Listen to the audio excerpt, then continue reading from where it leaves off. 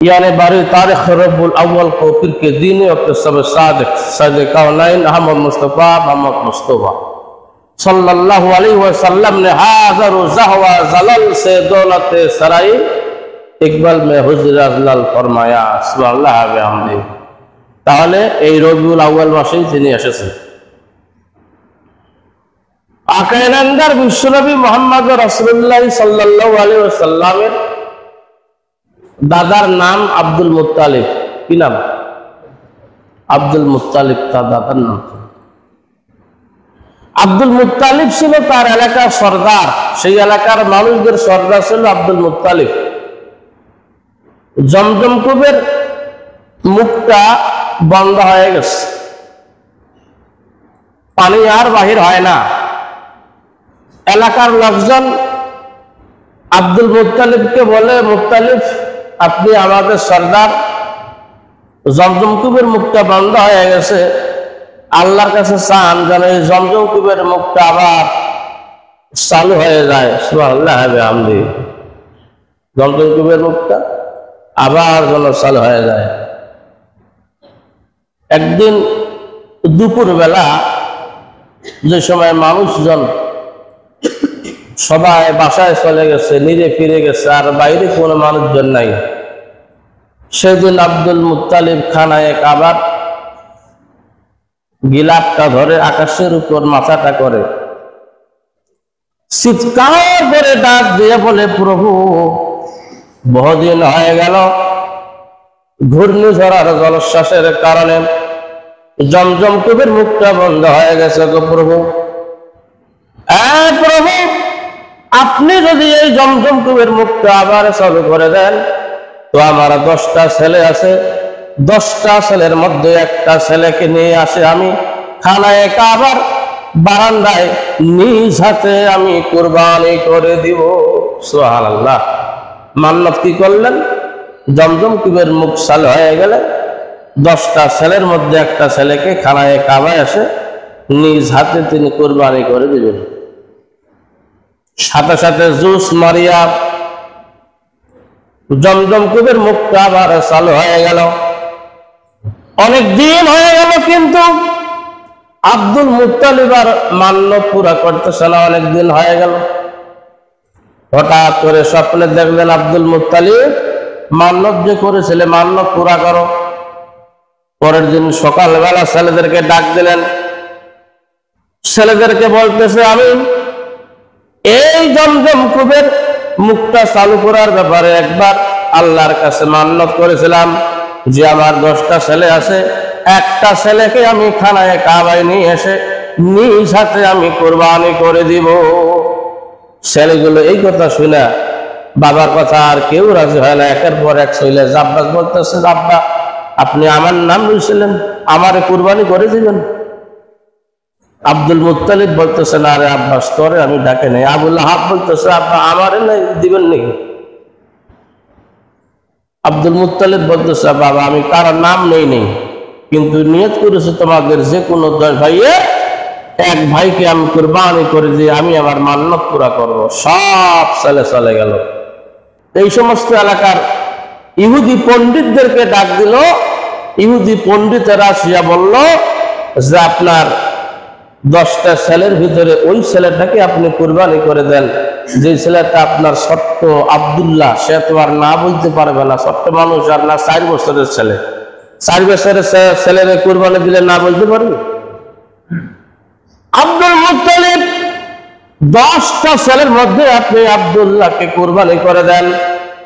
আব্দুল্লাহর বয়স মাত্র 4 বছর, একে যদি আপনি কুরবানি করেন তাহলে কোনো আপত্তি থাকবে না, সে আর না বলবে না। আব্দুল মুত্তালিব আব্দুল্লাহকে কুরবানি দিবে, এই কথা সমস্ত এলাকায় ছড়িয়ে পড়ল।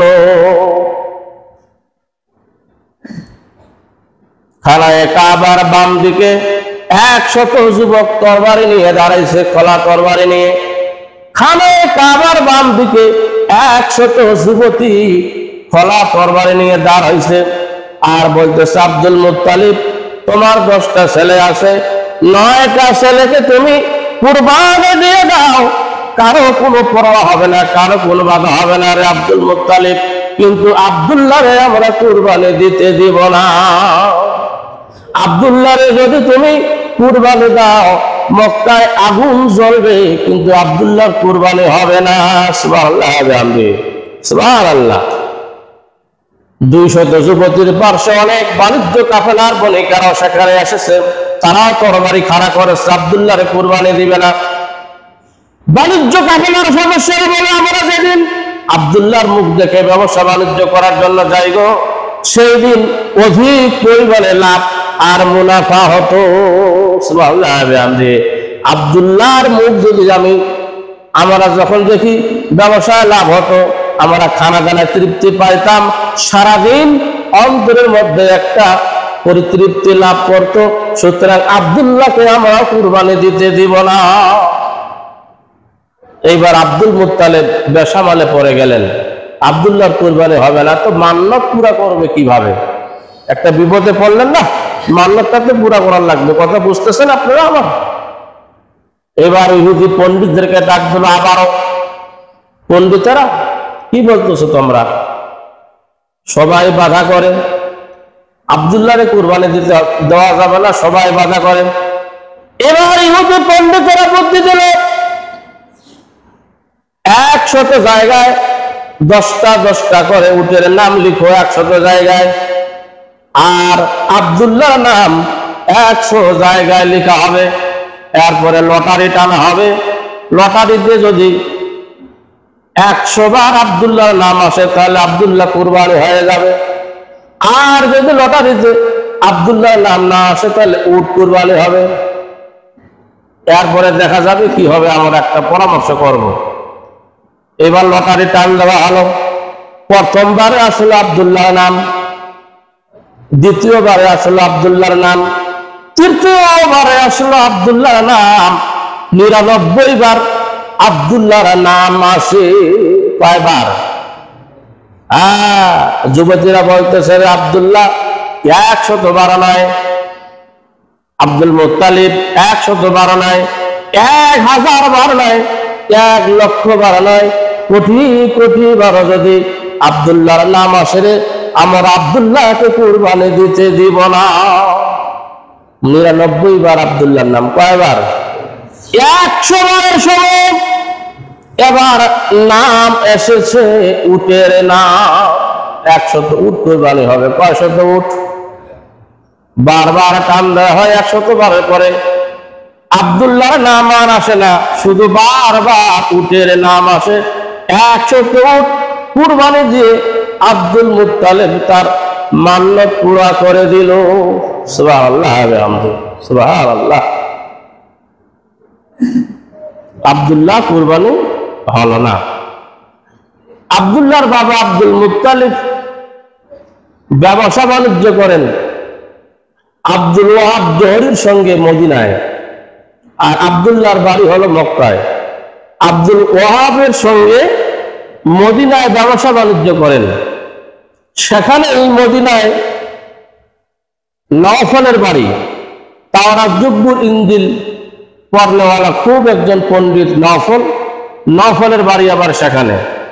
নওফলের কন্যার সঙ্গে একদিন আব্দুল্লাহর দেখা হলো। নওফলের কন্যার নাম হলো মরিয়ম। কি নাম?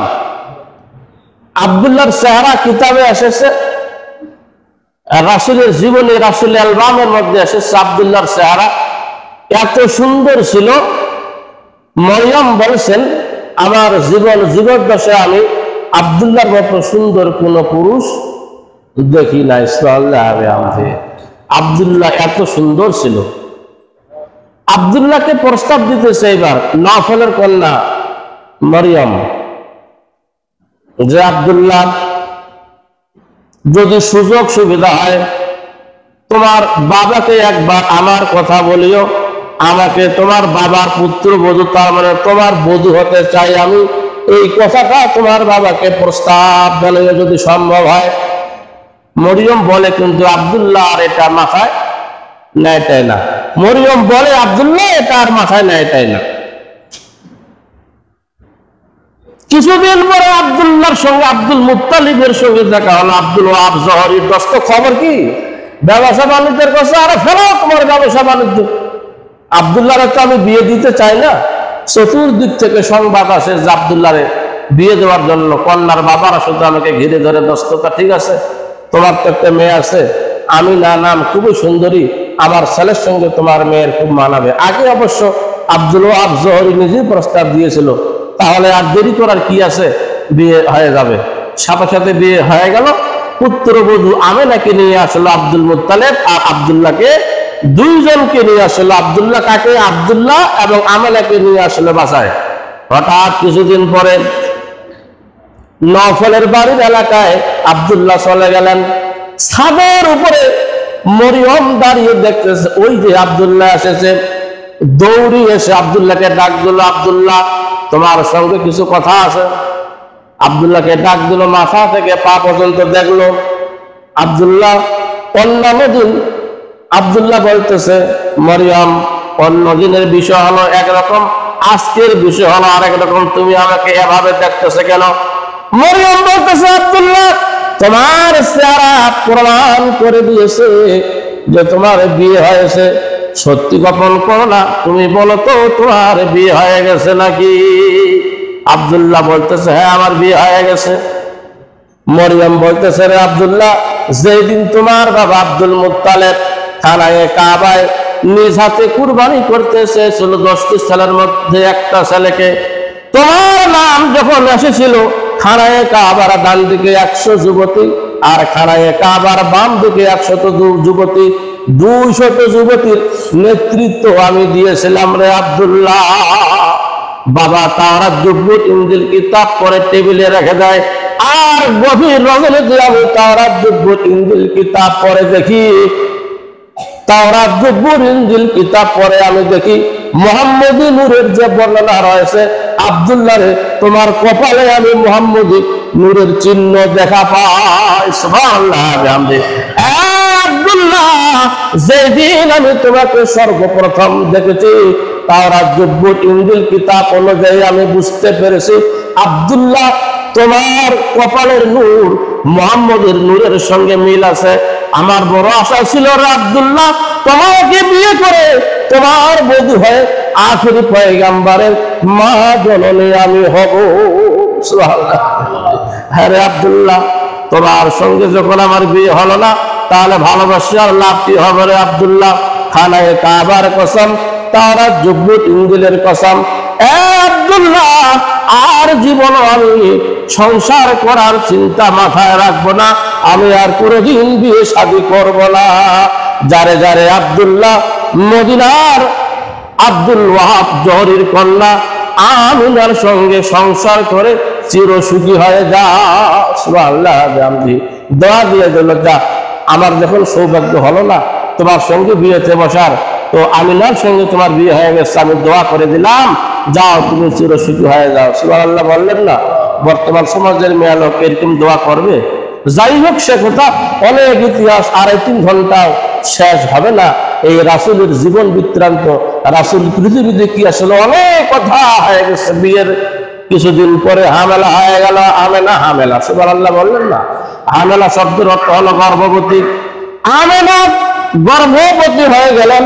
1 মাস 2 মাস 3 মাস এইভাবে যখন 10 মাস পর্যন্ত হয়ে গেল, আমেনা বলেন আমি প্রতি মাসে আরবি মাসের প্রথম দিনে, আরবি চাঁদের প্রথম দিনের একজন নবী এসে আমাকে সালাম দিয়ে বলে যে, আমেনা সাবধান হও, নিজের শরীরের উপরে যত্ন নিও, আখিরি পয়গম্বর তোমার কোলে রয়েছে, তোমার গর্ভে রয়েছে, যা সমস্ত নবীর সরদার হয়ে পৃথিবীতে আসতেছে।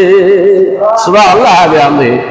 আমেনা বলেন, আমি যখন মুহাম্মদকে নিয়ে সন্ধ্যার পরে বাড়ির চতুর্দিকে হাঁটাহাঁটি শুরু করি, ছোট্ট ছোট্ট পাথরগুলো যখন আমার পায়ের নিচে পড়ে সাথে সাথে তুলার মতো নরম হয়ে যায়, আমি কোনোদিন কষ্ট পাই নাই।